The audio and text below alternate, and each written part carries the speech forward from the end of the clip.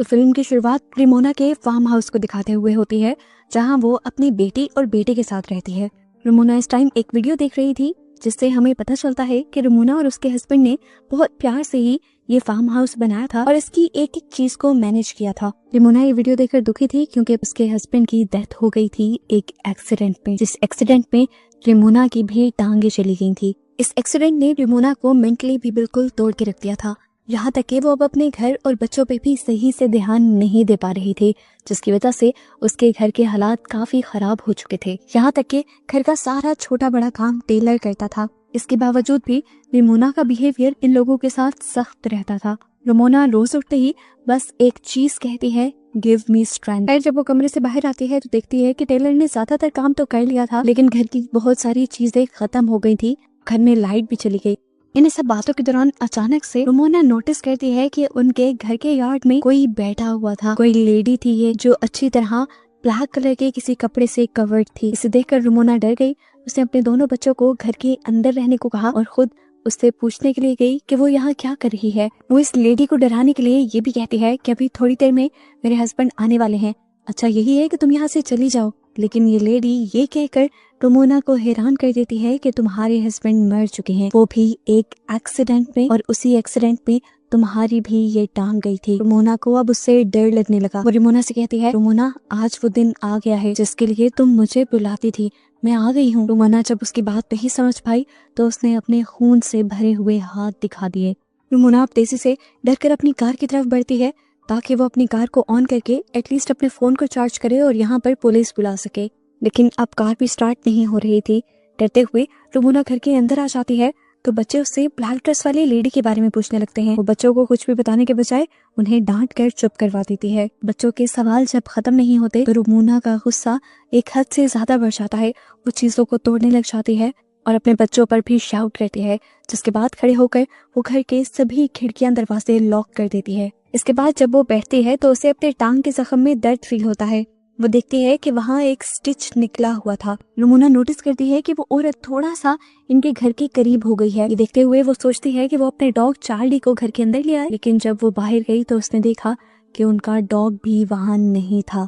लेकिन ये बात उसने बच्चों को नहीं बताई। लेकिन अब इस डर ने उसके गुस्से को और भी ज्यादा भड़का दिया था। वो टेलर को भी एक और मर्तबा डांट देती है, यहाँ तक कि वो अपनी बेटी को थप्पड़ भी लगा देती है क्योंकि वो बार बार आर उल्टा लिख रही थी। रेमोना को एकदम से अपनी गलती का एहसास भी हो जाता है।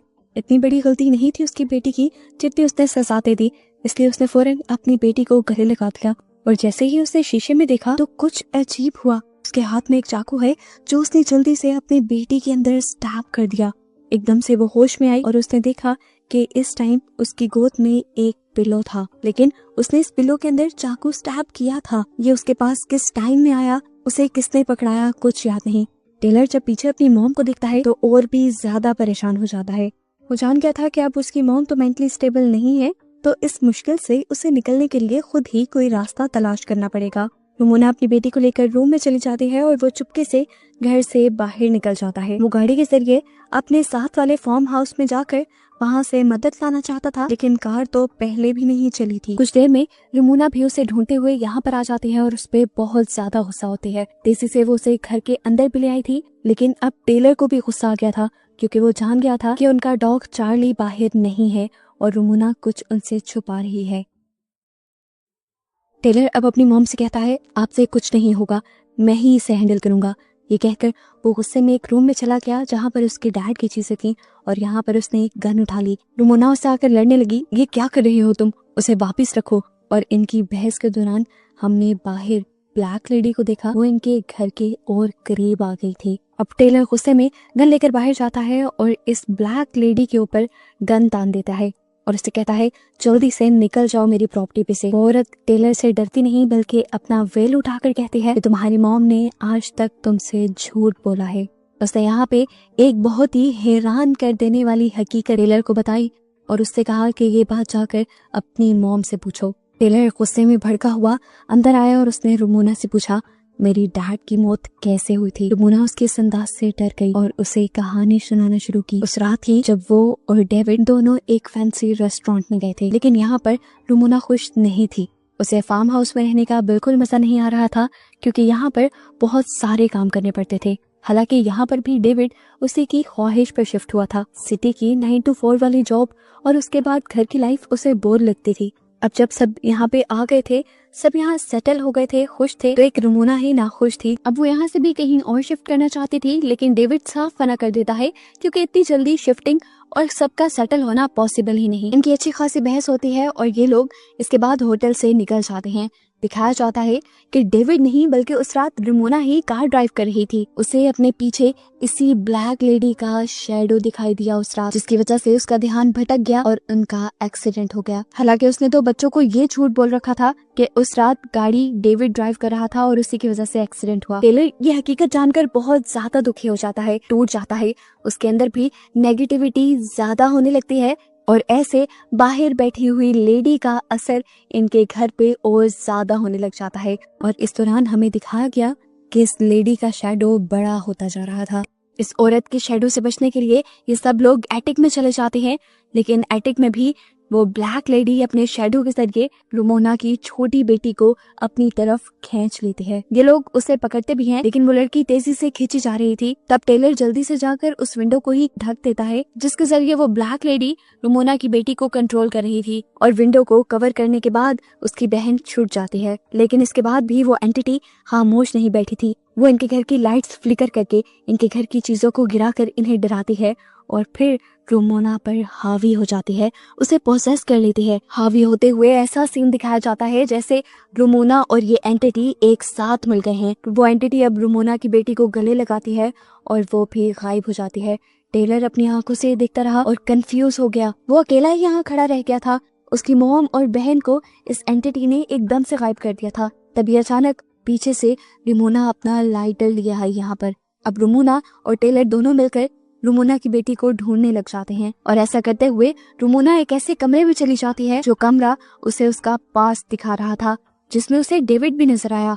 डेविड काफी खुश नजर आ रहा था और वो रमोना से कहता है, देखो तुम्हारे पसंद के फूल भी यार्ड में खिल गए। रमोना अब उसके करीब चली जाती है। एकदम से सीन बदलता है और हम देखते हैं कि डेविड ने उसे मारना शुरू कर दिया। वो उसका गला दबा रहा था और अगले ही पल रमोना ने अपने आप को ब्लैक ड्रेस में यार्ड में बैठा हुआ देखा, बिल्कुल उस एंटिटी की तरह जो अभी इनके घर के बाहर थी।